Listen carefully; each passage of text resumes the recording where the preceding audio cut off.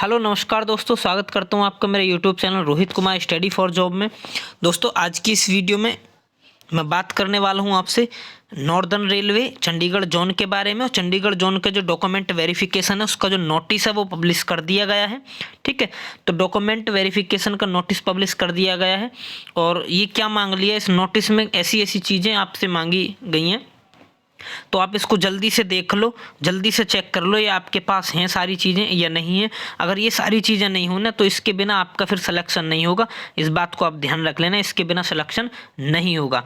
तो कौन कौन सी वो सारी चीज़ें हैं इस वीडियो में मैं आपको बताने वाला हूँ। साथ ही मैं आपको बता देता हूँ कि इस वीडियो में मैं आपको शॉर्टली बस डॉक्यूमेंट जोन से जो डॉक्यूमेंट्स आपको चाहिएंगे सिर्फ उन्हीं के बारे में मैंने चर्चा की है। अगर इसी की डिटेल्ड वीडियो आप देखना चाहते हो विद डिटेल्ड डिस्कशन तो मैंने आई बटन पर क्लिक करके आप उस वीडियो को देख सकते हो। और इस वीडियो के डिस्क्रिप्शन में भी मैं उसकी लिंक डाल दूंगा, आप उसमें भी जाकर उसको चेक कर सकते हैं, जो बिल्कुल डिटेल्ड वीडियो है। तो अभी यहाँ पर मैं शॉर्टली बात करने वाला हूँ। तो सबसे पहले आप जानते हैं 10th बेस्ड ये वैकेंसी है, तो 10th की मार्कशीट यहाँ पर होनी चाहिए। ये यूपी बोर्ड की मैं आपको दिखा रहा हूँ 10th की मार्कशीट, बशर्ते ये एक आपकी सीबीएसई बोर्ड की ये रही। ठीक है, ये भी 10th की मार्कशीट है, तो ये तो होनी चाहिए। इसके बावजूद आपको एडमिट कार्ड वगैरह सारी चीज़ों की मैं बात कर रहा हूँ। अभी कौन कौन सी चीज़ें आपके पास होनी चाहिए बहुत जल्दी से इस वीडियो में बताने वाला हूँ आपको। और डिटेल्ड वीडियो के लिए मैंने आपको बता ही दिया है कहाँ से देखेंगे। साथ ही एक और बात मैं आपको बता देना चाहता हूँ मेरे प्यारे मित्र, अगर आप चंडीगढ़ जोन से हैं तो चंडीगढ़ जोन की पल पल की अपडेट पाने के लिए हमारे इस चैनल को सब्सक्राइब कर लीजिएगा और बेल आइकन को भी दबा दीजिएगा। ठीक है, तो चलिए सबसे पहले नंबर पर इन्होंने क्या कहा है कि सबसे पहले नंबर पर इन्होंने कहा है आपसे कि एक तो एप्लीकेशन फॉर्म होना चाहिए आपके पास, यानी जो आपने फॉर्म भरा था ना वो वाला फॉर्म होना चाहिए। अब अगर ये किसी के पास नहीं है तो वो कैसे निकालेंगे, इस बारे में भी मैं वीडियो नेक्स्ट बनाने वाला हूँ। जिनके पास एप्लीकेशन फॉर्म नहीं है वो कहाँ से डाउनलोड करेंगे, कैसे वो अपना एप्लीकेशन फॉर्म निकाल पाएंगे। ठीक है, तो चैनल को विजिट करते रहिएगा कंटिन्यूसली। ठीक है, दूसरे नंबर पे यहाँ पर क्या चीज़ मांग ली गई है आपसे, मार्कशीट मांगी गई है। 10th की मार्कशीट होगी या फिर जो आईटीआई की मार्कशीट वगैरह है ना आपकी, वो आपको मार्कशीट यहाँ पर देनी होगी 10th की आईटीआई वगैरह की।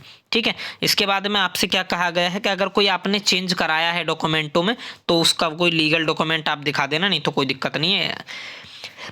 इधर ये हो गया आपकी आईटीआई की मार्कशीट हो गई आपकी। ठीक है, डेट ऑफ बर्थ का जो इशू है, डेट ऑफ बर्थ के लिए आप इस बात को समझ लें कि बर्थ सर्टिफिकेट जो है वो नहीं चलेगा, आपका बर्थ सर्टिफिकेट वैलिड नहीं है, यहाँ पर इन्होंने कह दिया है इस बात को।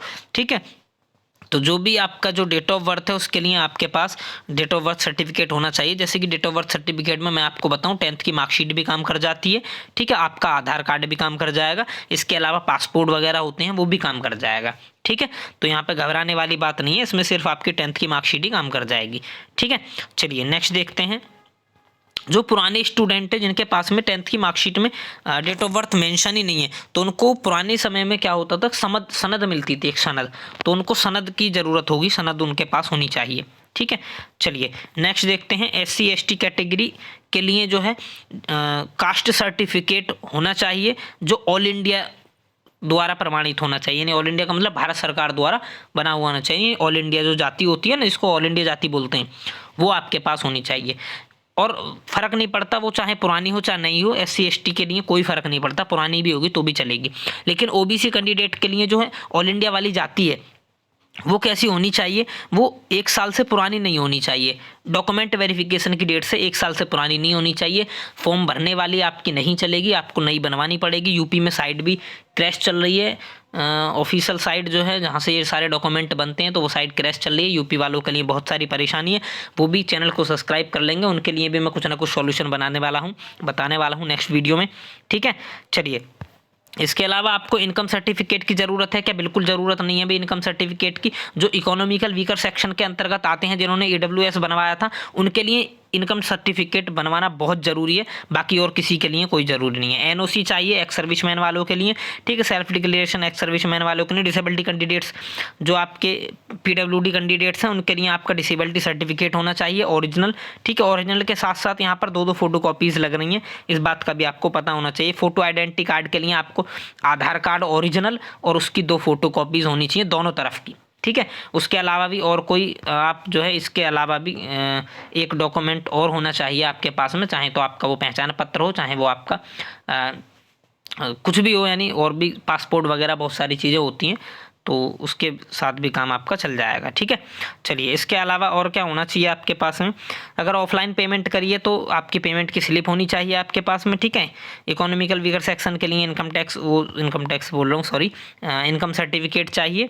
ठीक है, चलिए अगर कोई डिवोर्स वाला केस है तो उसके लिए क्या चाहिए? डिवोर्स के पेपर्स चाहिए होंगे, लेकिन यहाँ पर ये माइनॉरिटी कैंडिडेट्स, ये माइनॉरिटी जो कम्युनिटी में आते हैं ना, उनके लिए है ये।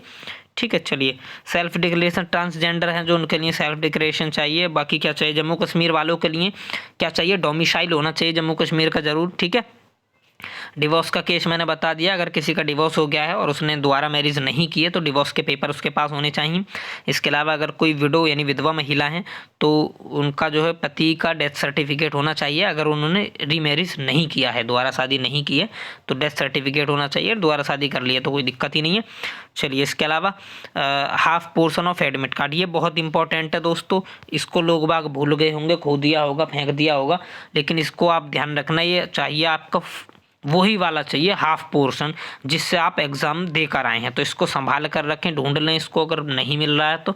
ठीक है, जिससे आपने कंप्यूटर बेस्ड एग्ज़ाम दिया था यानी सीबीटी का एग्ज़ाम दिया था वो वाला हाफ पोर्शन, और जिस एडमिट कार्ड से आपने फिजिकल क्वालिफाई किया है वो वाला हाफ पोर्शन, ये दोनों चाहिए आपके हाफ पोर्शन।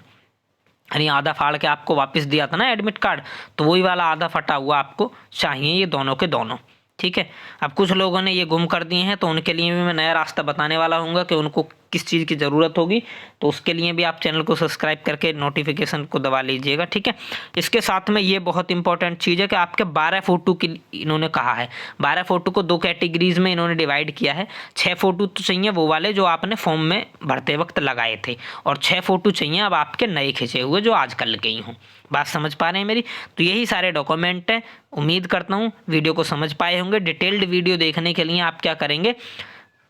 डिस्क्रिप्शन वाली वीडियो को देख लेंगे। ठीक है, धन्यवाद प्यारे मित्रों।